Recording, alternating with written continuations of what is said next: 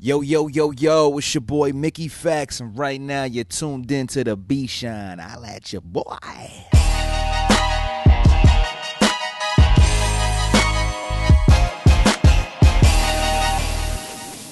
Okay, I got two memories. The first memory that I don't even remember is my dad rapping to me in my mother's womb. So apparently he would rap to me in 1982 while I was chilling in my mom's stomach. And when I was 2 years old, apparently, or actually from like the time I was born to about maybe 4 or 5 years old, he used to rap to me until I fell asleep. You know what I'm saying? His raps will calm me down. My first official introduction to hip hop was Big Daddy Kane's Ain't No Half Steppin', excuse me. So my cousin had the vinyl, and I put it up to 45, the highest, to make Big Daddy Kane sound like a chipmunk. And I was intrigued by him sounding like a chipmunk, and my cousin was like, no, you don't listen to him like that, you listen to him like this. And then I was introduced to Ain't No Half Steppin' and Big Daddy Kane, and I've been hooked ever since. Yeah, my dad actually did record a record. It was called Streetwise. He put it out independently. He had, I guess it wasn't 8-track and it wasn't vinyl. It was like this big, I guess, I don't know. I've never seen anything like this. This was like the biggest recorded thing ever. Like it was like a big circular, like just with tape all around it, man. I guess that's what they used back in the 80s, because he recorded the song before I was born. And I used to have it on tape, and I can't find it anymore. So I know he's probably mad at me about that. The specific moment that made me want to start writing may have been East 1999 by Bone Thugs and Harmony. I would listen to those lyrics, and I would try to write them down and recite them at school, just so I could be the only person that can recite Bone Thugs and Harmony at that speed at school. From then on, I started to write my own lyrics after that, because I felt like, if I could write these guys' lyrics, I can write my own lyrics. And, I have to credit Kane and Bone Thugs for introducing me to hip hop. I mean, I listened to everybody, like Nas and KRS-One and Tribe and Biggie, but those were the two people that really influenced me to take it to the next level. Shout out to Mikey D, because he reminded me that I used to do parodies, man. And, I used to do parodies and rewrite lyrics for Jay-Z back in the days. So I would, take those lyrics and make them misogynistic lyrics. And, man, when you're in high school, you're going through puberty. All we talked about was, getting girls and being ridiculous with them. So I would just flip Jay-Z lyrics and make them like sexualized, just to make people laugh in school, you know what I'm saying? And then from there, like, I would just write my own lyrics from that point forward. I went by a name, and the name was Renegade, from 1998 to about 2005. And Missy Elliott wanted to sign me in 2002. I had some bad management, so that didn't go down. Afterwards, the biggest break as Mickey Factz that I've had, I was featured on MTV Mixtape Mondays in 2006, and 2007 I was in my first magazine, which was The Fader. They chose me as the next Gen F in 2007. That was like the biggest moment for me, and it was the breakout moment for me, actually.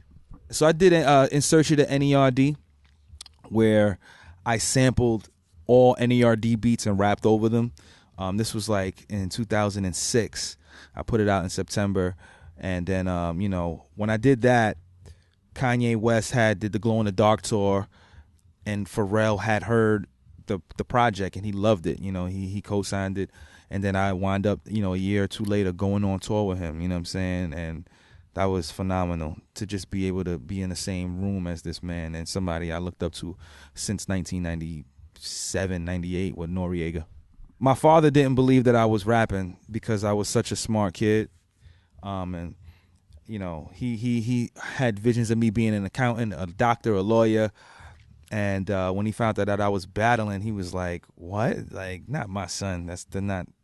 I can't believe that. Because I had glasses. I was like a nerd kind of looking kid. So he's like, no, not my son. My mom didn't like it. She still doesn't like it. But she's accepting it because, I take care of me, my family, my wife with it. So she's okay with it now. But before, no, they didn't like it. Especially my mom. And she didn't really get into me like doing it until her coworkers started seeing me on television and seeing my commercials online. So and on television. So that was when things got different. The one thing I love most about being an artist is the uncertainty of the day. Like, you don't know what's gonna happen. You don't know if you're gonna get paid.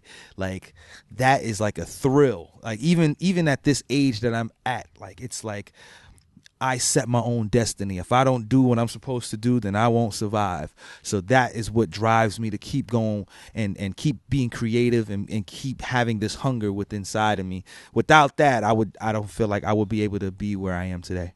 Man, when it comes to sacrifices in my life, man, I've lost friends. I don't speak to some family members because they feel like I've gone Hollywood. I've had to sacrifice a lot of nights, no sleep, lost loves, so many different instances in which, music had to come before a lot of things because that was my job. It's a 24/7 job. And even when I'm sleeping, I'm thinking about rhymes, so I wake up and be like, oh man, I got to write this punchline down, so it's like one of those things where, music has turned into my life. And, the sacrifices are constant and consistent. So these days I try to at least include my wife with everything that I do, from going to interviews, going into the studio. She's 95% of the time with me. She's not with me right now, obviously, but most of the time she's with me because I don't want to neglect her and I don't want her to be a sacrifice for my music. Music has enabled me to go all over the country, all over the world, go to Hollywood and do a commercial, meet some of the people that I grew up listening to and have them tell me that they were fans of my music, rock stages that I would have never thought I would rock, be in video games with my music, be on television. Like, these are things that I would have never guessed that I would be able to do without music. Before I was doing music, I was working as a paralegal in a law firm and making like $20,000 a year, man. Like, it was terrible. And at that time I had an apartment in Harlem and the rent was $750. You know what I'm saying? And then, later I was able to make six figures off of doing music and, pay double what I was paying in Harlem, for rent now and just taking care of my wife, you know what I'm saying? So like for me, music has been a blessing for me, you know what I'm saying? It's been the wildest ride ever, you know what I'm saying? And I encourage everybody to live your dreams and don't ever, ever stop. Whatever it is that you're trying to do it to the fullest. I've had so many different instances in which like the achievements of my career have been incredible. This is like a career achievement, like maybe like number 3 or 2. Meeting Big Daddy Kane was like shell shocking. And the introduction to Kane was even crazier. His brother, Little Daddy Kane, was like a fan of mine. And he was like, yo, what's up, Mick? I'm a fan. I rock with you. And I was like, yo, man, like, can I meet Kane? He was like, hell yeah. You can meet Kane. And he introduced me to Kane. He said, yo, Kane, this is Mickey Factz. He is the younger version of you. Like, from the writing to the performance to the energy to the punchlines, he is the younger version of you. And then Kane, it almost made me cry. Kane said, yeah, I know who Mickey Factz is. I'm a fan. I love him. I love what he's doing. That like almost crumbled me. Like, I almost like fainted at that point, because when you, as anybody, when you're studying to do something, if you want to be a chess player and you study Bobby Fischer, you want to be a director or a screenwriter, you study Steven Spielberg. Imagine meeting that person and them saying, oh yeah, I know who you are and I'm a fan of what you do. That is like, that's crippling. You know what I'm saying? Like, that's like crippling. It kind of messes with you, like, wow, like I never knew that my music could go that far to the people that I look up to.